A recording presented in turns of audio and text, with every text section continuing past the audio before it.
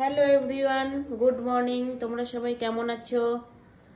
আশা করি ভালো আছো, আমিও ভালো আছি। তো আজকে একটা নতুন রেসিপি নিয়ে এসেছি।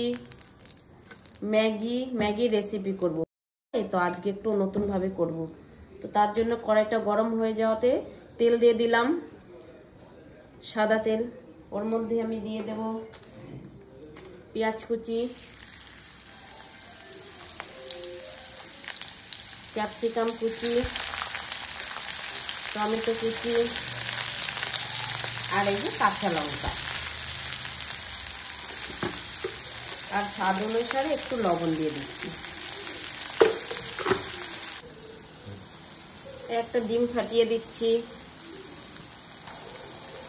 একটু নতুন ভাবে করব, ডেলি তো অন্যভাবে খাই। তো আর একটু এই যে ম্যাগি মশলা দিয়ে দিচ্ছি। এইভাবে না আপনারা বাড়িতে করে খাবেন, মুখে লেগে থাকবে স্বাদ। হালকা ফ্রাই হয়ে গেলে এটার মধ্যে জল ঢেলে দেবো।